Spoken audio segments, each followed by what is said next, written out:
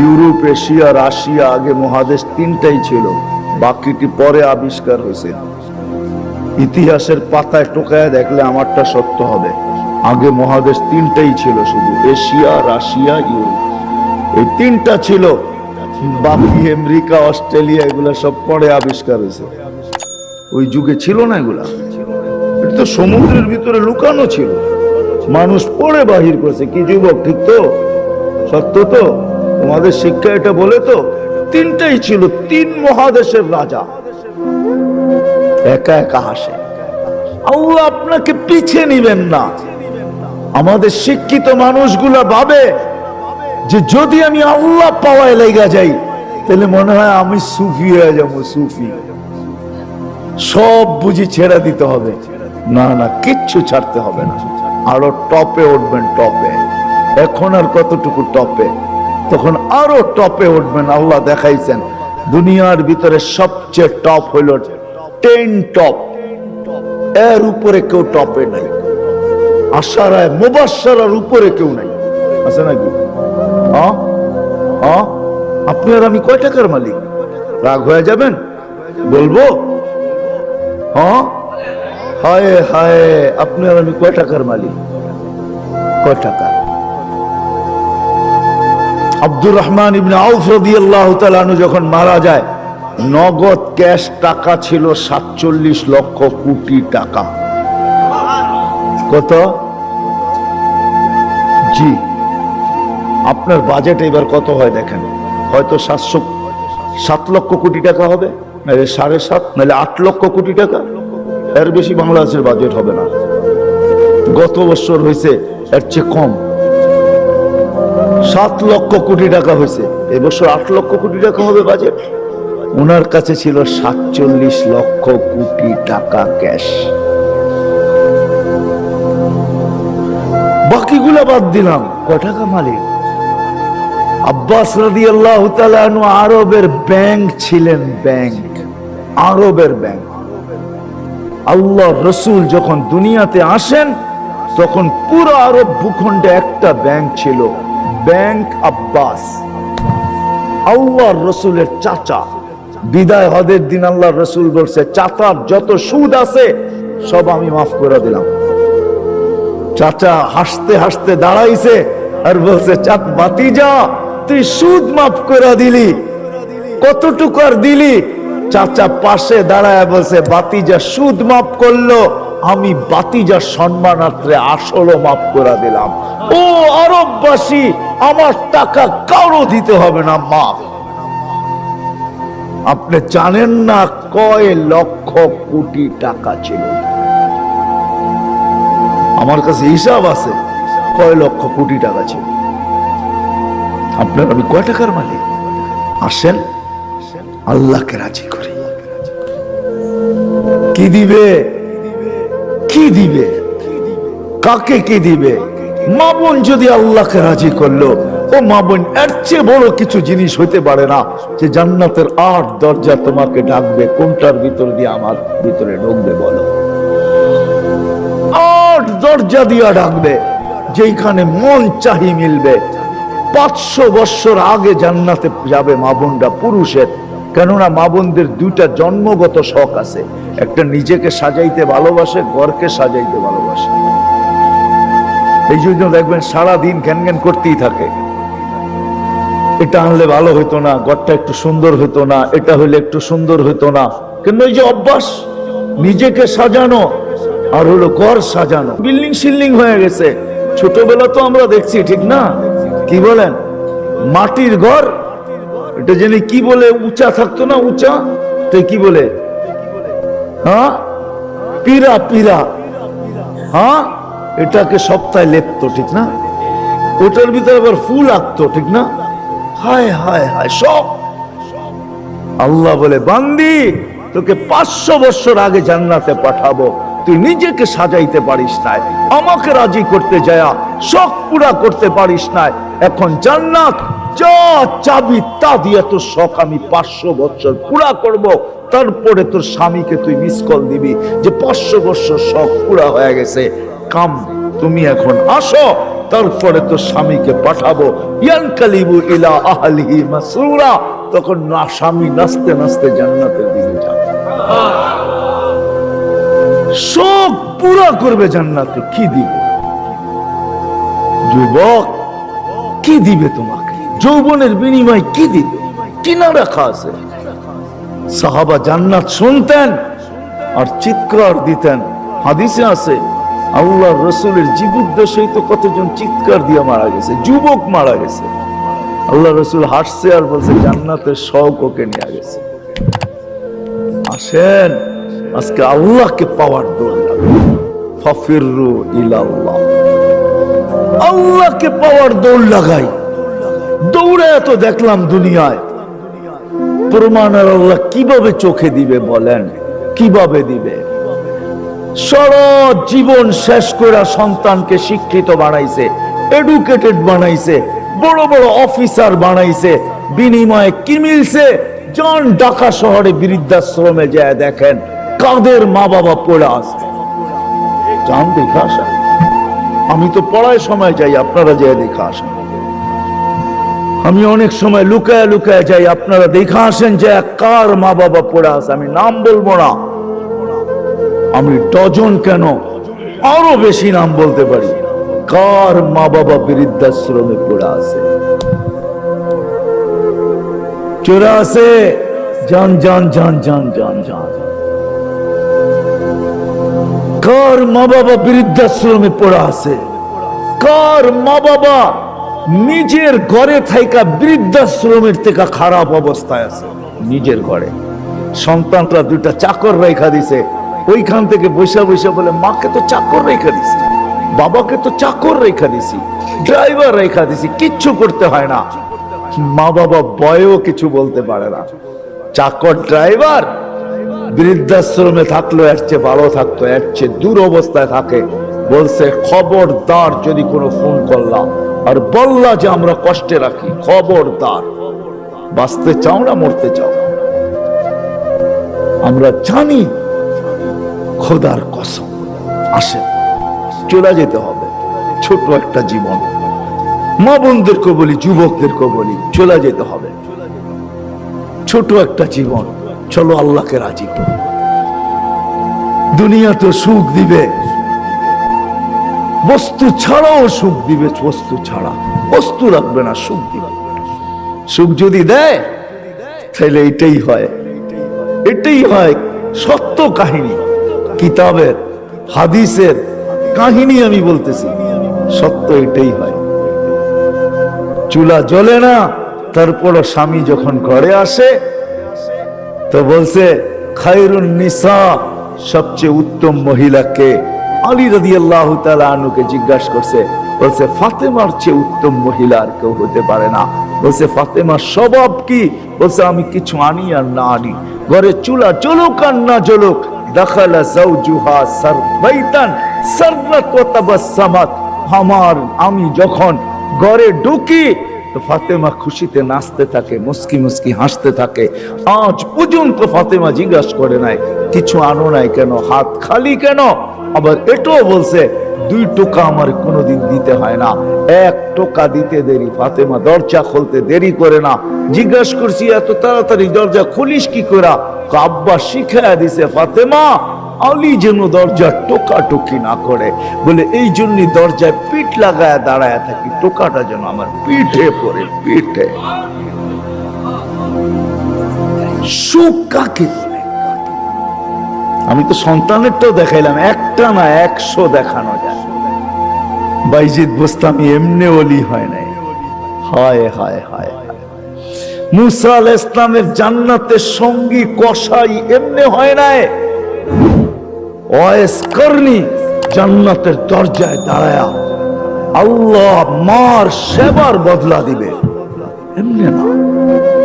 দিনদার হওয়া ছাড়া, আল্লাহকে পাওয়া ছাড়া, আল্লাহর দিকে দৌড় দেওয়া ছাড়া সুখ জীবনে আসে না। নাহলে আর্টিফিশিয়াল সুখ হবে। আপনি হাসেন, আমি মানবো আপনি হাসতে পারেন, কিন্তু হাঁটিটা আর্টিফিশিয়াল হবে, আর্টিফিশিয়াল, বাস্তব হাসি না। এই জন্য আল্লাহর রাসূল আসছেন, আমাদেরকে আল্লাহ পাওয়ায় দেওয়ার জন্য, আল্লাহকে মিলায় দেওয়ার জন্য, আল্লাহকে রাজি করা দেওয়ার জন্য। আসেন শিখি, শিখি, শিখতে হবে, শিখা ছাড়া হবে না। আমি ওয়াজ দিয়ে আপনাদেরকে বুঝাইয়া দিতে পারবো না। 1 ঘন্টার ওয়াজ আর কতটুকু বুঝাবো? 60-70 বছরের জীবন, এটা আপনাকে শিখতে হবে, শিক্ষার ক্ষেত্রে যেতে হবে, স্থানে যেতে হবে। আলহামদুলিল্লাহ, আমাদের দেশই একমাত্র দেশ, দুনিয়ায় অদ্বিতীয়। মক্কা, মদিনা, বাইতুল মুকাদ্দাস ভিন্ন কথায় 3 জায়গার সাথে কোনো তুলনা হয় না। এছাড়া সারা দুনিয়ায় একদিকে আমার বাংলাদেশ, একদিকে আমাদের দেশের মতো সুবিধা কোথাও নাই। গ্রামে গ্রামে, গঞ্জে গঞ্জে, মহল্লায় মহল্লায়, পাড়ায় পাড়ায়, মসজিদে মসজিদে হক্কানি ওলামা আছে, হক্কানি আলেম, যাদের কাছে নবীদের আদর্শ রাখা আছে। এমন ইউনিয়ন নাই 2-4টা মাদ্রাসা না আছে, 2-4টা হেফজোখানা না আছে, এরকম কোন ইউনিয়ন নাই। আছে নাকি? বাকি আপনাদের ইউনিয়নে কয়টা আছে? হক্কানি আলেম আছে, এদের কাছ থেকে শিখেন। আমি তো দেখাইলাম, সহজে শিখেন যে আল্লাহ কিভাবে রাজি করা যায়। আমি কিন্তু দেখাইছি আমার জাতি যদি ঘুমানোর সময় তওবা করত, ঘুমের তো উঠেই তওবা করত যে আল্লাহ সারা রাত্র ঘুমে কাটায়া দিলাম, তারপর তুই আমাকে ফেরত দিলি, জীবিত করে দিলি। কত মানুষই তো সারা রাত্র ইবাদত করে কাটাইছে, আমি তো একটুও করি নাই, একবারও তোর নাম নেই নাই। উঠা যদি তওবা করত, ঘুমানোর সময় যদি তওবা করত, আমার যুবকরা যদি আজান দিলে মসজিদে ছুটত, কিচ্ছু না করতো, 24 ঘন্টার ভিতরে 5 ওয়াক্ত নামাজের জন্য যদি মসজিদ ভরা যেত, আজান দিতে দেরি, মসজিদে যেতে দেরি করে। অথচ অথচ অথচ আব্দুল কাদের জিলানী রহমতুল্লাহ লেখছে, শুকর ও সকালবেলা ঘুমের থেকে উঠা বলে, মালিক কাইলা ইয়াকা আউয়ালা নাযরিন আলা মান লা ইউসাল্লি, মালিক তোর কাছে মাপ চাই, কোন বেনমাজির উপরে যেন আমার দৃষ্টি না পড়ে। আপনি বলবেন আমাদের এখানে তো শুকরই নাই, অসুবিধা কি নামাজ না পড়লে? ঠিক না, আপনি মনে হয় বোঝেন না, ঠিক না? যদি বুঝতেন, প্রত্যেক বেনমাজি শুকরের চোখে তার চেয়ে নিকৃষ্ট সে ভাবে, নাইলে সে কেন এই কথা বলবে যে আমার দৃষ্টিটা যেন কোনো বেনমাজির উপরে না পড়ে। আল্লাহ ডাকে 5 ওয়াক্ত নামাজের জন্য, 24 ঘন্টায় মাত্র আধা ঘন্টার জন্য ডাকে, মাত্র 32 রাকাতের জন্য ডাকে। আল্লাহ ডাকার দায়িত্ব নিতেন না, কোন উম্মতের দায়িত্ব নেন না, শুধু আমাদের নবীজির চেহারার দিকে চেয়ে দায়িত্ব নিয়েছেন। বিশ্বাস হয় না? হ্যাঁ, আমি বলবো, দলিল দিতেছি, আমাদের ওলামা আমার সাথে একমত হবে, প্রমাণ দিতেছি। যখন 50 ওয়াক্ত দিছিলেন, মুসা আলাইহিস সালাম বলছে 50 ওয়াক্ত পড়তে পারবে না, কমায়া নিয়ে আসেন। কমাইতে কমাইতে কমাইতে কমাইতে প্রত্যেকবারে কমাইতে কমাইতে 5-এ আইসা ঠেকছে। মুসা আলাইহিস সালাম বলছে এর চেয়েও কমায়া নিয়ে আসেন। তখন আল্লাহর রাসূল লজ্জায় চেহারা লাল হয়ে গেছে, আবার যাইতো চাই কি করে। মুসা আলাইহিস সালাম বলতেছে আমি 2 ওয়াক্ত পড়াইতে পারি না, আপনি 5 ওয়াক্ত পড়াবেন, তো পড়াবেন কি করে? তখন দিলটা ভিতরে ভাঙা গেছে, আমার মনে হয় দিলটা ব্যথায় ভেঙে গেছে। কথা তো সত্য, কিন্তু লজ্জায় তো আর পাও উপরে আগে বাড়তেছে না, বাড়াই তো বাড়াই কি করে, ভিতরে ব্যথা। যদি উম্মত 5 ওয়াক্ত না পড়লো, তাহলে আমি মুখ দেখাবো কি করে? তখন আল্লাহ মনে হয় ডাক দিয়া কানে কানে বলছিলেন, বন্ধু নিয়া যান 5 ওয়াক্ত, আমি আপনার উম্মতকে ডাইকা পড়ায় নেব, ডাইকা ডাইকা পড়ায় নেব, আমি ডাইকা ডাইকা পড়ায় নিব। এই জন্যই ফজরের সময় বলে আসসালাতু খায়রুম মিনান নাওম। যুবক পায়ে হাত রাখা বলে 24 ঘন্টা কিচ্ছু করো না, 5 ওয়াক্ত শুধু নামাজ পড়ো। আমরা যদি বলি কিচ্ছু জানি না, কি দিয়া পড়বো? এই উম্মতের জন্য করছেন, কোন উম্মতের জন্য করছে বইলা উলামা আমাকে প্রমাণ দিতে পারবে না। এই উম্মতের জন্য বলছে ইমামের পিছনে দাঁড়াও। ইমাম তোমার যেরকম ইঞ্জিন নিজের জন্য চলে না, ডাব্বাকে গন্তব্যে নেওয়ার জন্য চলে, ঠিক ইমামের পিছনে দাঁড়াও, ইমামের পড়া তোমার পড়া হয়ে যাবে। তুমি ইমাম যেমন করে এরকম করো, ইফআল কামা ফাআলাল ইমাম, ইমাম যেরকম করে ওরকম করতে থাকো, নামাজ তোমার কমপ্লিট। এই সুযোগ কাউকে দেন। যদি 5 ওয়াক্ত নামাজই পড়তো, 5 ওয়াক্ত নামাজই পড়তো, আল্লাহ তো গ্যারান্টি দিতেছেন নামাজ পড়তে দেরি তোর গুনাহ মিটা যেতে দেরি হয় না। নাইলে আল্লাহ রসুল গাছের পাত, গাছের শাখা হেলায় দেখাবেন তো দেখাবেন কেন?